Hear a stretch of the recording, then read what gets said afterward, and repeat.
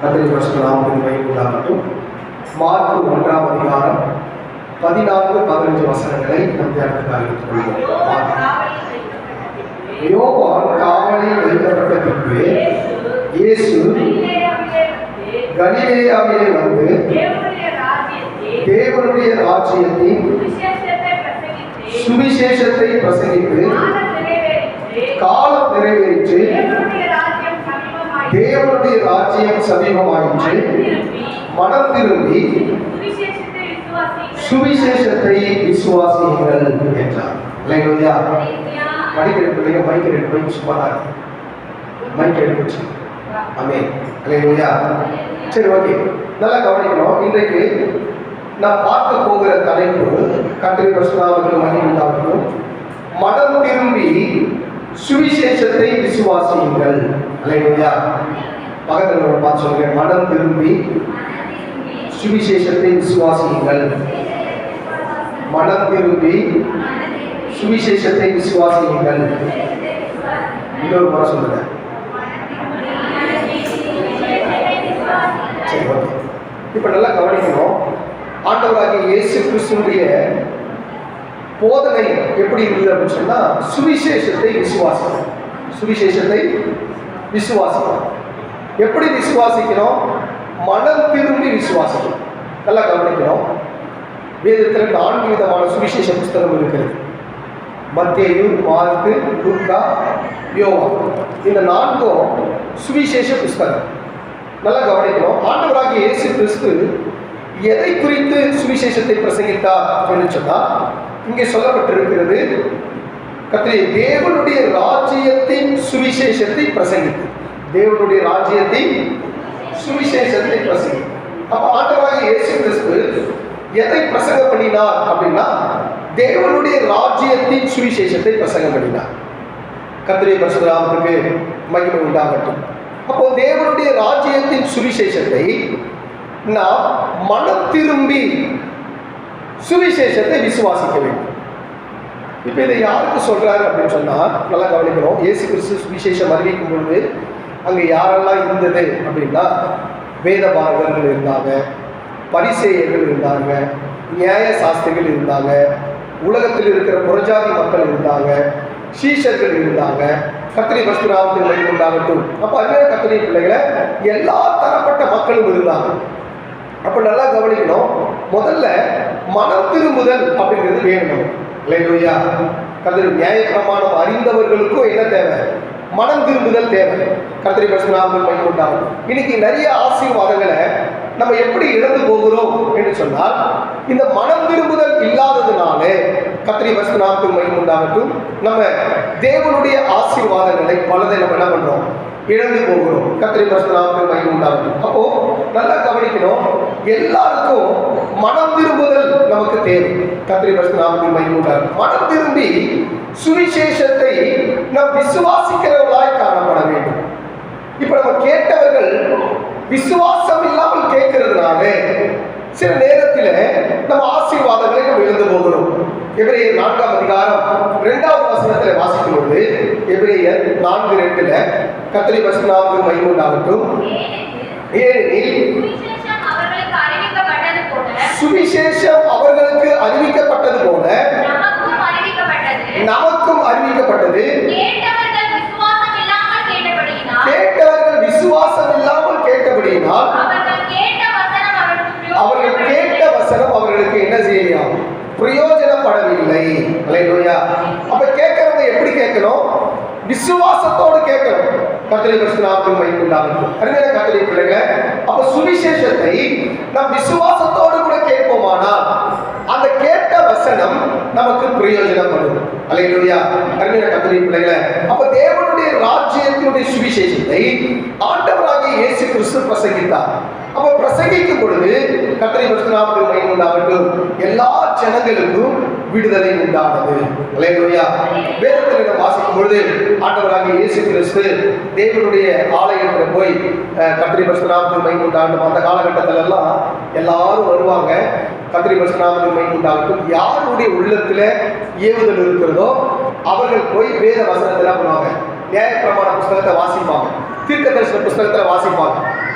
அப்ப இயேசு கிறிஸ்து தேவனுடைய ஆலயத்துக்கு போகும்பொழுது, அவர் மாம்சத்தில் இருந்த நாட்களிலே தேவனுடைய ஆலயத்துக்கு போகும்பொழுது அவருடைய கரத்துல ஏசாயா தீர்க்கதரிசன புஸ்தகம் கொடுக்கப்பட்டது.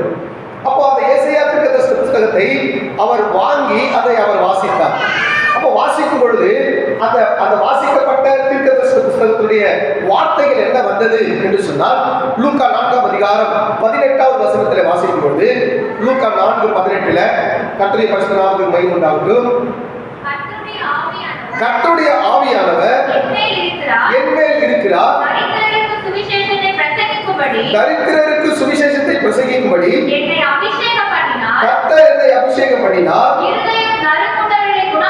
இருதயம் நறுங்குண்டவர்களை குணமாக்கவும், சிறைப்பட்டவர்களுக்கு விடுதலையும், குருடருக்கு பார்வையையும் பிரசித்திப்படுத்தவும், நொறுங்குண்டவர்களை விடுதலையாக்கவும், கர்த்தருடைய அனுகிரக வருஷத்தை பிரசித்திப்படுத்தவும் என்னை அனுப்பினார் என்று எழுதியிருக்கிற இடத்தை அவர் கண்டு வாசித்து புஸ்தகத்தை சுருட்டி பணிநிலைக்காரனிடத்தில் கொடுத்தார். அல்லேலூயா. ஆண்டவராகிய இயேசு கிறிஸ்து எந்த பகுதியை வாசித்தார்? ஏசாயா 61ஆம் அதிகாரத்தில் இருக்கிற பகுதியை அவர் வாசித்தார். கர்த்தருடைய பரிசுத்த நாமத்துக்கு மகிமை உண்டாகட்டும். அப்போ நன்றாக கவனிக்கணும், தரித்திரருக்கு சுவிசேஷத்தை பிரசங்கிக்கும்படி. அல்லேலூயா. யாருடைய சுவிசேஷம்?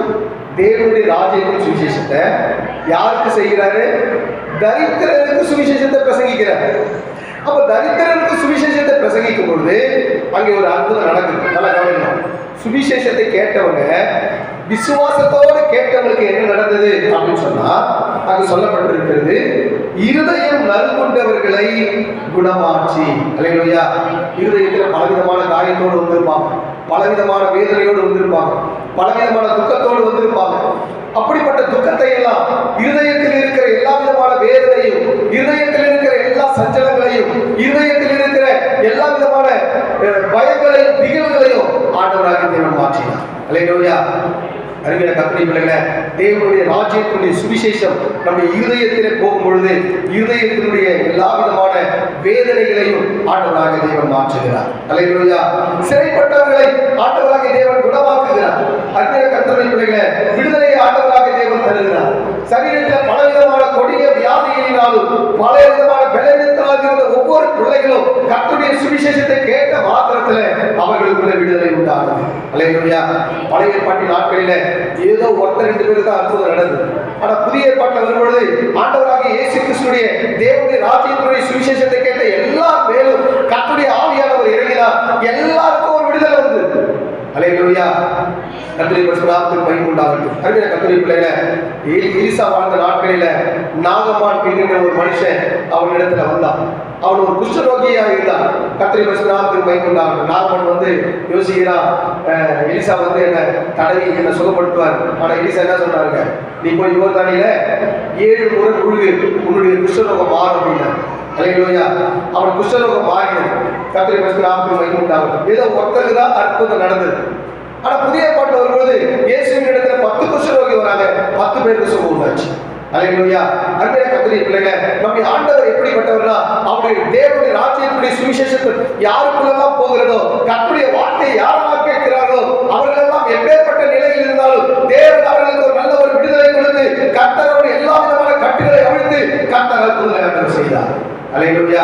குருடர்கள் பார்த்தார்கள், செவிடர்கள் கேட்டார்கள், ஊமையர்கள் பேசினார்கள், முடவர்கள் நடந்தார்கள், மரித்தோர்கள் உயிரோடு எழுந்தார்கள். அற்புதங்கள் நடந்தது. எப்படி சொன்னா, தேவனுடைய சுவிசேஷத்தை அவர்கள் கேட்கும் பொழுது தேவன் அவர்களுக்கு ஒரு அற்புதத்தை ஆண்டவர் செய்தார். அல்லேலூயா. அறிவியல கர்த்தருடைய பிள்ளைகளை, கர்த்தருடைய பரிசுத்த நாமத்துக்கு மகிமை உண்டாகட்டும். ஆண்டவராகிய தேவன், ஆண்டவராகிய இயேசு கிறிஸ்து சுவிசேஷத்தை அறிவித்தார். நம்ம எப்படி சுவிசேஷத்தை ஏற்றுக்கொள்ளணும் சொன்னா, சிறு பிள்ளைகளை போல ஏற்றுக்கணும். அல்லேலூயா. யாராவது ஒரு சின்ன குழந்தைய கூடி வாங்க, குட்டீஸ் யாராவது வருவாங்க, அந்த குட்டீஸ் எல்லாம் வாங்க, எல்லாரும் வாங்க, குட்டீஸ் எல்லாம் மேலே மேலே மேலே மேலே வாங்க வாங்க, குட்டீஸ் எல்லாம் சரி மேலே வாங்க மேலே வாங்க. Okay, super. அருமையாக வந்து ஜம்மோடு வந்து நிற்கிறாங்க. அல்லேலூயா. இப்போ பாருங்க, இந்த பிள்ளைகளை போல நம் தேவனுடைய ராஜ்யத்தை ஏற்றுக்கொள்ள வேண்டும். அல்லேலூயா. அப்ப தேவனுடைய ராஜ்யத்தின் சுவிசேஷம் தரித்திரருக்கு பிரசங்கிக்கப்பட்டது. இப்ப பிரசங்கிக்கப்பட்ட சுவிசேஷம் இந்த பிள்ளைகளை போல நம்ம என்ன செய்யணும்? ஆண்டவருடைய வார்த்தைகளை ஏற்றுக்கணும். மார்க் 10ஆம் அதிகாரம் 14-15 வசனம் வாசிக்கிறோம். மார்க் 10:14-15. இயேசு அதை கண்டு விசனமடைந்து சிறு பிள்ளைகள் என்னிடத்திற்கு வருகிறதற்கு இடம் கொடுங்கள், அவர்களை தடை பண்ணாதீர்கள். தேவனுடைய ராஜ்யம் அப்படிப்பட்டவர்களுடையது. எவனாகிலும் சிறு பிள்ளையைப் போல தேவனுடைய ராஜ்யத்தை ஏற்றுக்கொள்ளாவிட்டால்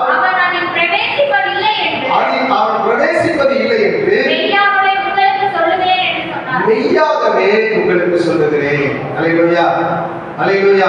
அப்ப இந்த சிறு பிள்ளைகளை போல நம்ம என்ன செய்யணும்? தேவனுடைய ராஜ்யத்தை ஏற்றுக்கணும். நல்லா கவனிக்கணும். இந்த சின்ன பிள்ளைங்க உட்காருவாங்க, எழுந்துருவாங்க,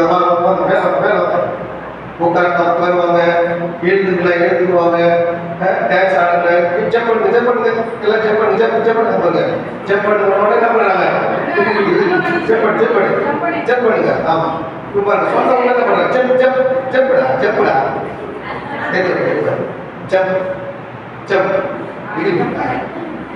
நீங்க ஜம்ப் பண்ணுங்க, பண்ணுங்க,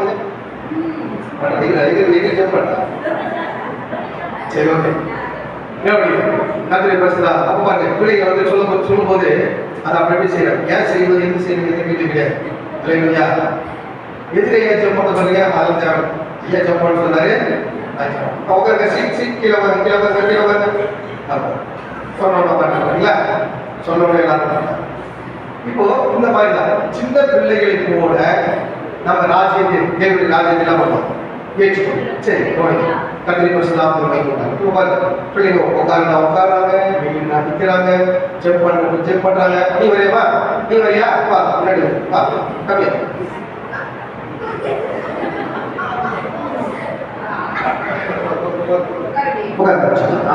சூப்பர். இப்ப பாருங்க, இப்ப நாங்கெல்லாம் என்ன பண்றோம்னா, ஏசப்பா கருமாண்டவரே நாங்கெல்லாம் உட்காந்துட்டோம். சரிங்களா? இப்ப கவனிங்க. இப்போ சின்ன பிள்ளைகளை போல நம்ம மாறலாம் அப்படின்னா தேவனுடைய ராஜ்யம் போக முடியாது. அப்போ ஆண்டவராகிய இயேசு கிறிஸ்து இதை பிரசங்கிக்க தான் ஆண்டவர் வந்தார். அல்லேலூயா.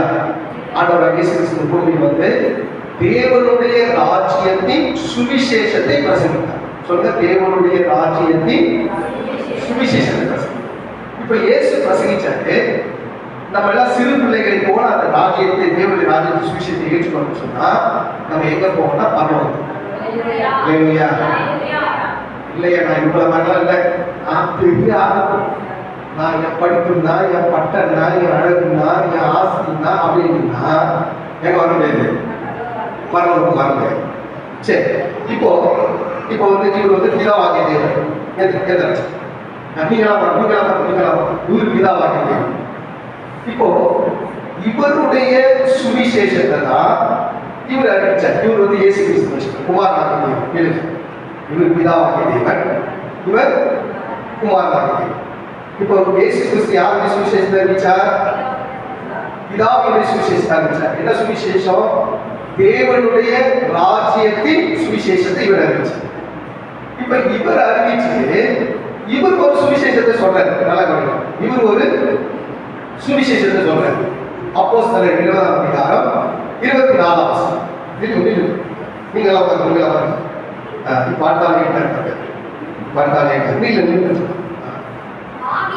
ஆகிலும் அவைகள் ஒன்றையும் குறித்து கவலைப்படேன், என் பிராணனையும் நான் அருமையாக எண்ணேன், என் ஓட்டத்தை சந்தோஷத்தோடு முடிக்கவும் தேவனுடைய கிருபையின் சுவிசேஷத்தை பிரசங்கம் பண்ணும்படி நான் கர்த்தராகிய இயேசு கிறிஸ்துவினிடத்தில் பெற்ற ஊழியத்தை நிறைவேற்றவும் விரும்புகிறேன். அல்லேலூயா. இது யார் சொல்றது? அப்போஸ்தலனாகிய பவுல் சொல்றாரு. நான் யார் இடத்துல ஊழியத்தை பெற்ற? கர்த்தராகிய இயேசு கிறிஸ்துவினிடத்தில் இவர் தான் அப்போஸ்தலனாகிய பவுல். பேர் வச்சுக்கலாம், இவர் தான் அப்போஸ்தலனாகிய பவுல். இவர் தான் யாருங்க? அப்போஸ்தலனாகிய பவுல். இவர் வந்து யாருக்கு ஊழியத்தை பெற்றுக்கொண்டாரு? இயேசுவின் இடத்திலிருந்து ஊழியத்தை பெற்றுக்கொண்டார். நல்லா கவனிக்கணும். இப்ப இயேசுவின் இடத்திலிருந்து ஊழியத்தை பெற்றுக்கொண்டார். என்ன ஊழியத்தை பெற்றுக்கொண்டாரு? கிருபையின் சுவிசேஷம் என்ற ஊழியம். அல்லேலூயா. தேவனுடைய கிருபையின் சுவிசேஷ ஊழியம். அல்லேலூயா. ஏன்னா ஆண்டவராகிய இயேசு கிறிஸ்து மோசே மூலமா நியாயப்பிரமாணம் கொடுத்தார். இயேசு கிறிஸ்துவின் மூலமாக கிருபையின் சக்தி வெளிப்படும். அப்போ இவர் யாருடைய ஊழியத்தை பெற்றுக்கொண்டாரு? இயேசு கிறிஸ்துவின் இடத்திலிருந்து. இப்போ கிருபையின் சுவிசேஷ ஊழியத்தை என்ன பண்றாங்க? பெற்றுக்கொண்டார். அல்லேலூயா. கர்த்தருடைய பரிசுத்த நாமத்துக்கு மகிமை உண்டாகட்டும். இப்ப நீங்க ரெண்டு பேர் இப்ப நீங்களாம் யாருன்னா இவர் வந்து பரிசுத்த ஆவியானவர் வச்சுக்கோம். இவர் வந்து பரிசுத்த ஆவியானவர். இப்ப இவரிடத்திலிருந்து பவுல் என்ன பண்ணாரு? ஊழியத்தை பெற்றுக்கொண்டார். இந்த ஊழியத்தை பரிசுத்த ஆவியானவர் உறுதிப்படுத்துறாரு. அப்போ எபேசியர் 1:13 எபேசியர் 1:13 எபேசியர் 1:13 நீங்களும் உங்கள் ரட்சிப்பின் சுவிசேஷமாகிய சத்திய வசனத்தை கேட்டு விசுவாசிகள் ஆனபோது வாக்குத்தத்தம் பண்ணப்பட்ட பரிசுத்த ஆவியால் யாருக்கு முத்திரை போட்டாங்க? பரிசுத்த ஆவியானவர்கள் முத்திரை போட்டாங்க. ஏன்னா இவர் ரட்சிப்பின் சுவிசேஷமாகிய வசனத்தை கேட்டதுனால. அல்லேலூயா. பிதாவாகிய தேவனுடைய சுவிசேஷத்தை குமாரன் அறிவிச்சார். குமாரனுடைய சுவிசேஷத்தை பவுல் பெற்றுக்கொண்டார். இந்த பவுல் பெற்றுக்கொண்டதை பரிசுத்த ஆவியானவர் என்ன செய்கிறார்? உறுதிப்படுத்துறார். அல்லேலூயா. இங்கே இதுதான் நம்ம பப்ளிக் ஆடியன்ஸ். இங்க இருக்க நம்ம தான் பப்ளிக் ஆடியன்ஸ். அல்லேலூயா. இப்போ இவங்க எல்லாம் சொன்னதை இவங்க ஃபாலோ பண்ணணும். பிதாவாகிய தேவன் சொன்னது, குமாரனாகிய தேவன் சொன்னது, பரிசுத்த ஆவியானவர் தேவன் உத்தரிக்கிறது, இங்க அப்போஸ்தலர்கள் சொல்லப்பட்ட வேத வசனத்தை இவர் என்ன பண்ணணும்? நிறைவேற்ற ஃபாலோ பண்ணணும். இந்த லிஸ்ட்ல தான் நம்ம இருக்கோம். அல்லேலூயா. போய் வந்து பார்த்து பத்திரமா இருங்க. எல்லாரும் போய் பத்திரமா பார்த்து இருங்க. வயது இருக்காங்க உள்ள போக பார்க்க ஓகே சூப்பர். அல்லேலூயா. இப்போ ரோமர் 1:16-17 வசனங்கள் வாசிப்போம். ரோமர் 1:16-17 கர்த்தருடைய பரிசுத்த நாமத்துக்கு மகிமை உண்டாகட்டும். கிறிஸ்துவின் சுவிசேஷத்தை குறித்து நான் வெட்கப்படேன். முன்பு யூதரிலும் பின்பு கிரேக்கரிலும் விசுவாசிக்கிறவன் எவனோ அவனுக்கு ரட்சிப்பு உண்டாவதற்கு அது தேவ பலனாய் இருக்கிறது. விசுவாசத்தினால் நீதிமான் பிழைப்பான் என்று எழுதியிருக்கிறபடி விசுவாசத்தினால் உண்டாகிற தேவ நீதி விசுவாசத்திற்கென்று அந்த சுவிசேஷத்தினாலே வெளிப்படுத்தப்பட்டிருக்கிறது. அல்லேலூயா. அல்லேலூயா. அப்ப கிறிஸ்துவின் சுவிசேஷத்தை குறித்து நான் வெட்கப்படேன். அல்லேலூயா. ஆண்டவருடைய வார்த்தைகளை அறிவிப்பதற்கு, கிருபையின் ஊழியத்தை, கிருபையின் சுவிசேஷத்தை அறிவிப்பதற்கு நம்ம வெட்கப்படவே கூடாது. அல்லேலூயா. இங்க அப்போஸ்தலன் பவுல் சொல்றாரு, முன்பு யூதரிலும் பின்பு கிரேக்கரிலும். அல்லேலூயா. யூதர்களுக்கு கிரேக்கருக்கு என்ன வித்தியாசம்? நல்லா கவனிக்கணும். யூதர்கள் வந்து நியாயப்பிரமாணத்தை அறிஞ்சவங்க, கிரேக்கர்கள் ஞானத்தை தேடுறவங்க. யாரா இருந்தாலும் நல்லா கவனிக்கணும், கிரேக்கரா இருந்தாலும் யூதர்களா இருந்தாலும் யார் விசுவாசிக்கிறானோ அவனுக்கு ரட்சிப்பு உண்டாகும். கர்த்தர் சொன்னது புரியுது. அல்லேலூயா. உலகத்தில் இருக்கிற எல்லா ஜனங்களுக்கும் சுவிசேஷம் அறிவிக்கப்படுகிறது. யார் விசுவாசிக்கிறாங்களோ அவங்களுக்கு தான் கர்த்தர் ரட்சிப்பு தரார். அல்லேலூயா.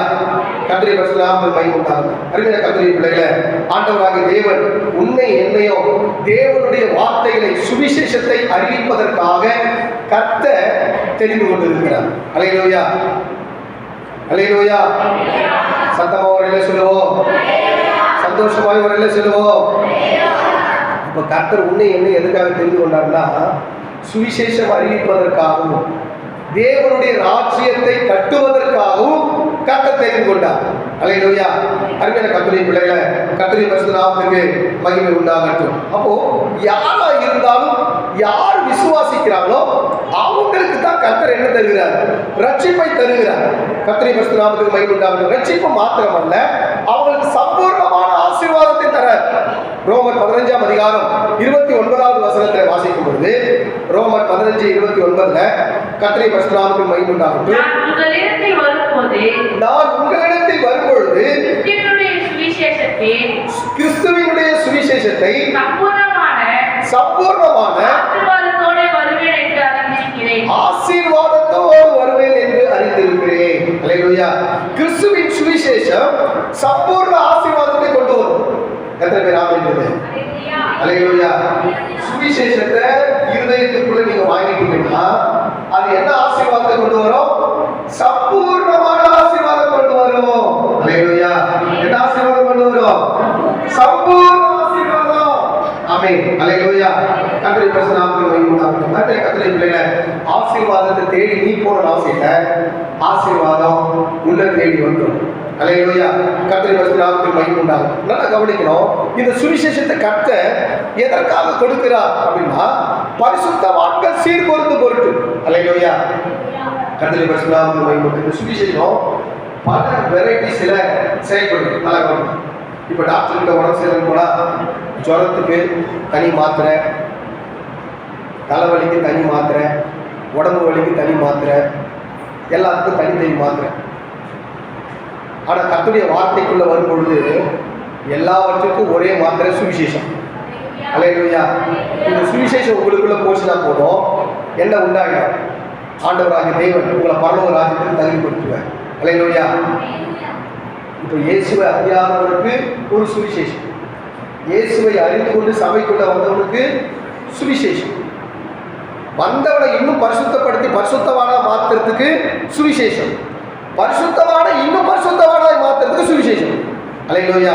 எபேசியர் 4:12 என்ன வாசிக்கிறோம்? எபேசியர் 4:12 கர்த்தருடைய பரிசுத்த நாமத்துக்கு மகிமை உண்டாகட்டும்.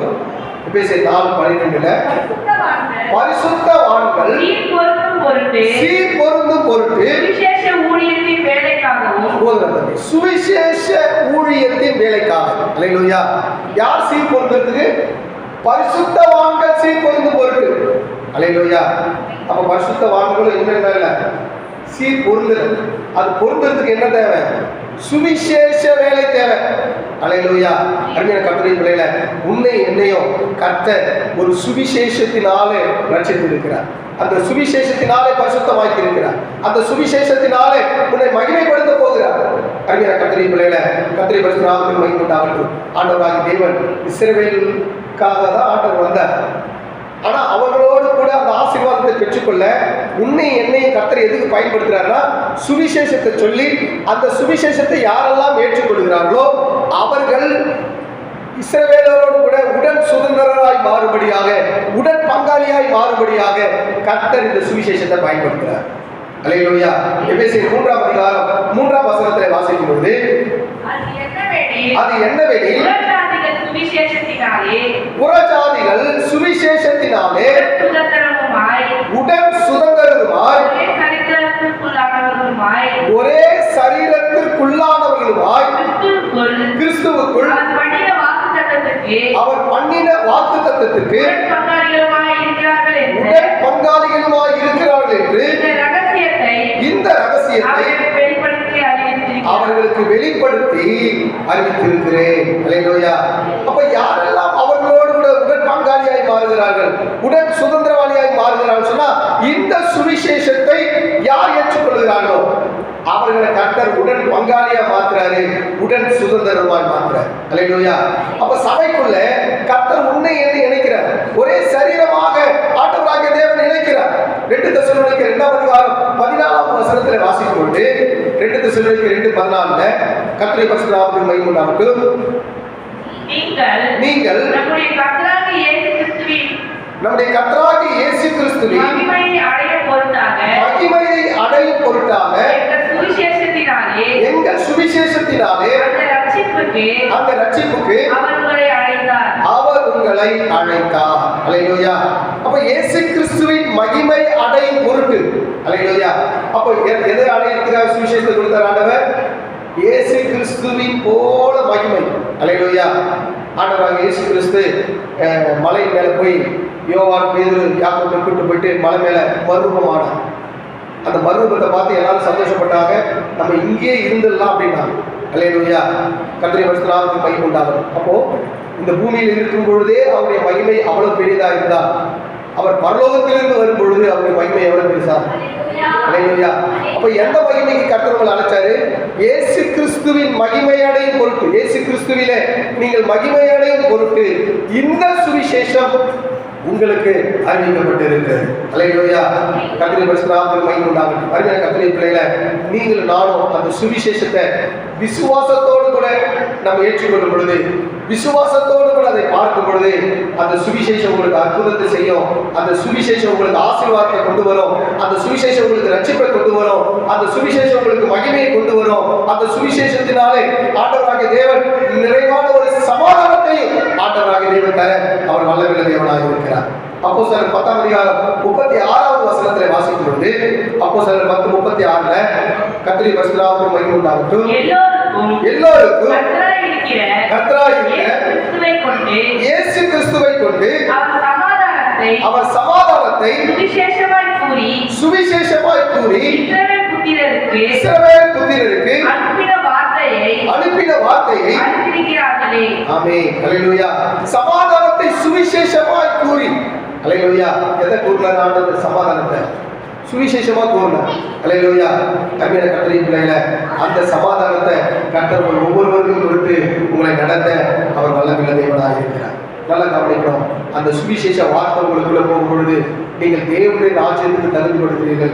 அந்த சுவிசேஷம் உங்களுக்குள்ளே போகும் பொழுது கர்த்தர் உங்கள் வாழ்க்கையில் அற்புதங்களும் அதிசயங்களை கர்த்தர் செய்கிறார். அந்த சுவிசேஷம் உங்களுக்குள்ளே போகும் பொழுது கர்த்தருடைய பரிசுத்த மகிமை உண்டாகட்டும். ஆண்டவர் உங்கள் வாழ்க்கையை தழைத்தோங்க செய்கிறார். ஆண்டவராகிய தேவன் அந்த சுவிசேஷம் உங்களுக்குள்ள போகும் பொழுது ஆண்டவர் உங்களை மகிமைப்படுத்துகிறார். அல்லேலூயா. கர்த்தருடைய பரிசுத்த மகிமை உண்டாகட்டும். அருமையான கர்த்தருடைய பிள்ளைகளே, இந்த தேவனுடைய ராஜ்யத்தினுடைய சுவிசேஷத்தை தான் ஆண்டவராகிய தேவன் உங்களுக்கு எனக்கு ஆண்டவர் கொடுத்தார். வேதம் சொல்லுது, லூக்கா 9ஆம் அதிகாரம் 2வது வசனத்தை வாசிக்கும் பொழுது, லூக்கா 9:2 கர்த்தருடைய பரிசுத்த மகிமை உண்டாகட்டும். தேவனுடைய ராஜ்யத்தை குறித்து பிரசங்கிக்கவும் பிணியாளிகளை சொஸ்தமாக்கவும் அவர்களை அனுப்பினார். அல்லேலூயா. ஆண்டவராகிய இயேசு கிறிஸ்து உன்னை என்னையும் செலக்ட் பண்ணுகிறார். எதுக்காக? சுவிசேஷத்தை அறிவிக்கவும் பிணியாளிகளை சொஸ்தமாக்கவும். ஆமென். அல்லேலூயா. சொல்லுங்க, எல்லாம் வாய் திறந்து சொல்லுங்க. அல்லேலூயா. என்ன சொல்லுங்க? வாய் திறந்து சொல்லுங்க. உங்களை ஆண்டவர் எதுக்காக அனுப்புகிறாரு? சுவிசேஷத்தை பிரசங்கிக்கவும் பிணியாளிகளை சொஸ்தமாக்கவும் கர்த்தர் என்னை அனுப்புகிறார். கர்த்தர் என்னை அனுப்புகிறார். அல்லேலூயா. அப்போ இனி என்ன சொல்லணும்? ஆண்டவருடைய வார்த்தைகளை சுவிசேஷத்தை நீங்க அறிவிக்கிறவங்களா சுவிசேஷத்தை அறிவிக்க ஆரம்பிச்சீங்கன்னா நல்லா கவனிக்கணும். கர்த்தர் உங்களை கொண்டு பிணியாளிகளை ஆண்டவர் ரட்சித்து கர்த்தர் விடுதலை கொடுக்க அவர் வல்லமையுள்ள தேவனாக இருக்கிறார். அல்லேலூயா. கடைசியா ஒரு தூதர் ஒரு சுவிசேஷத்தை அறிவிக்க போறார். அது என்ன சுவிசேஷம் அப்படின்னு சொன்னா நித்திய சுவிசேஷம். அல்லேலூயா. வெளிப்படுத்தல் விசேஷம் 14ஆம் அதிகாரம் 6வது வசனத்தில் வாசிக்கும் போது, வெளிப்படுத்தல் 14:6 பின்பு வேறொரு தூதன் வானத்தின் மத்தியிலே பறக்க கண்டேன். அவன் பூமியிலே வாசம் பண்ணுகிற சகல ஜாதிகளுக்கும் கோத்திரத்தாருக்கும் பாஷைக்காரருக்கும் ஜனக்கூட்டத்தாருக்கும் அறிவிக்கத்தக்கதாக நித்திய சுவிசேஷத்தை உடையவனாய் இருந்தான். அல்லேலூயா. நம்ம எல்லாம் சுவிசேஷம் சொல்லி முடியும் போது கடைசியா தேவதூதர் சொல்ல போறார். என்ன சுவிசேஷம்? நித்திய சுவிசேஷம். அல்லேலூயா. என்ன சுவிசேஷம் சொல்ல போறாரு? நீங்க என்ன சுவிசேஷம் சொல்ல போறீங்க? கிருபையின் சுவிசேஷத்தை சொல்ல போறீங்க. சமாதானத்தின் சுவிசேஷத்தை சொல்ல போறீங்க. விடுதலையின் சுவிசேஷத்தை சொல்ல போறீங்க. அல்லேலூயா. இயேசு என்ன சுவிசேஷம் அறிவிச்சார்? தேவனுடைய ராஜ்யத்தின் சுவிசேஷத்தை அறிவிச்சார்.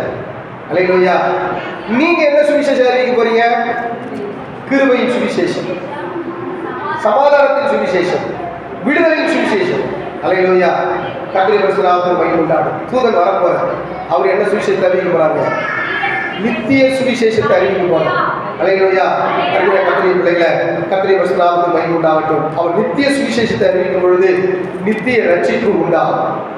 ஏசாயா 45 அதிகாரம் 17வது வசனத்தில் வாசிக்கும் பொழுது, ஏசாயா 45:17 கர்த்தருடைய பரிசுத்த நாமத்துக்கு மகிமை உண்டாகட்டும். இஸ்ரவேலோ கர்த்தராலே நித்திய ரட்சிப்பினால் ரட்சிக்கப்படுவான். அல்லேலூயா. நித்திய ரட்சிப்பினால் ரட்சிக்கப்படுவான். ஒரு நித்திய ரட்சிப்பை ஆண்டவராகிய தேவன் உனக்கு எனக்கு வச்சிருக்கிறேன். அல்லேலூயா. ரட்சிக்கப்பட்டேன், ரட்சிக்கப்படுகிறேன், ரட்சிக்கப்படுவேன். அல்லேலூயா. கடந்த காலம், நிகழ்காலம், வருங்காலம். ரட்சிக்கப்பட்டேன் என்பது என்ன அப்படின்னா ஆத்துமாவிலே. எப்போ இயேசுடைய வார்த்தை உள்ளத்தில் ஏற்றுக்கொண்டோமோ அப்பவே நம்ம என்ன பண்ணுறோம்? ரட்சிக்கப்படும்.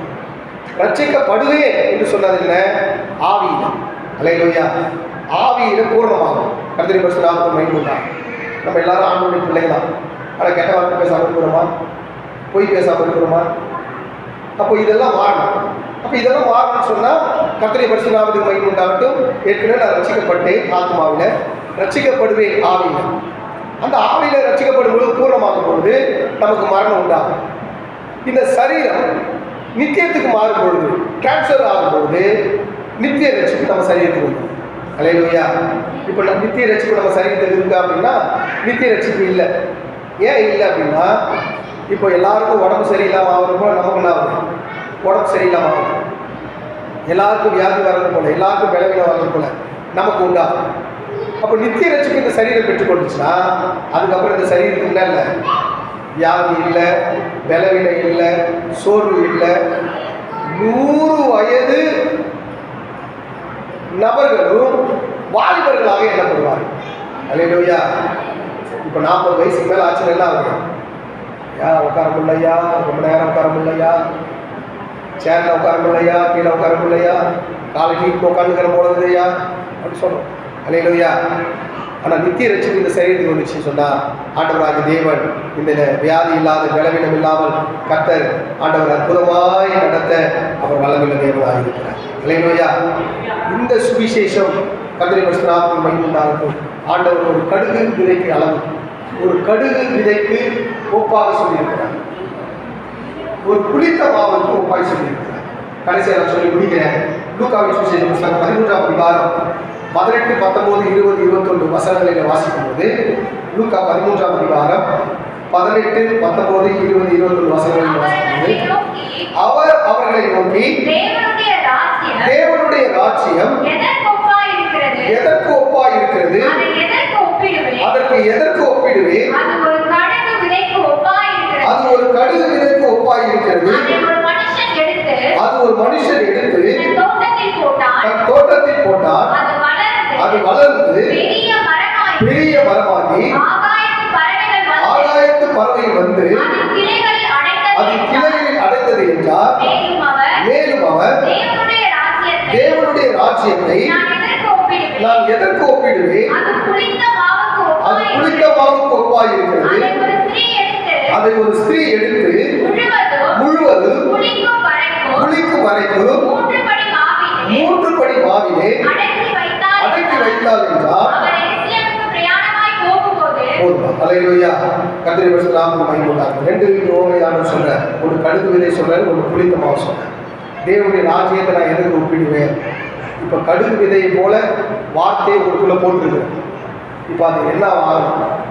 வளர்ந்து பெரிய மரமாக மாறி உங்களுடைய அடைக்கலத்துக்குள்ள அநேக தங்குகிற அளவுக்கு மாற வேண்டும். அல்லேலூயா.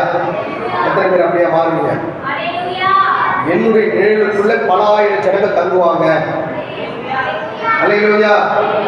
அப்போ கடுகு விதை போட்ட உடனே அது சின்னதாக போடுறோம், அது வளரும் பொழுது பெரிய மரமாகுது. அல்லேலூயா. கடுகு விதை எப்பவுமே மரமாக ஆகாது. மரமாக ஆகுதுன்னா ஆகுதுன்னு சொல்லுது அவங்க. அல்லேலூயா. கர்த்தருடைய பரிசுத்த நாமத்துக்கு மகிமை உண்டாகட்டும். அருமையான கர்த்தருடைய பிள்ளைகளை, உன்னை என்னையும் கர்த்தர் அப்படியா கர்த்தர் நினைச்சிருக்கிறேன். அல்லேலூயா. கொஞ்சம் புளிப்பு மாவை கலந்தாச்சு, கர்த்தருடைய வார்த்தை கலந்தாச்சு. இப்போ கொஞ்சம் புளிப்பு மாவை கலந்தா அந்த மாவு நூல் சொல்லாயிடும், புளிப்பா மாறிடும். அல்லேலூயா. இப்போ கொஞ்சம் வார்த்தையை கர்த்தருடைய வார்த்தை உள்ள போட்டுருங்க. இப்போ இது புளிப்பா ஆய் பேசி வரும்போது நீங்க எல்லாருக்கும் புதுசா புளிப்பாயிடும். அல்லேலூயா. இப்போ கொஞ்சம் போட்டுருங்க, கொஞ்சம் சுவிசேஷத்தை போட்டுருவோம். அப்போ இது முழுசா இயேசுடைய வருகையில மாறி. அல்லேலூயா. கர்த்தர் கொடுத்த வார்த்தைகளுக்காக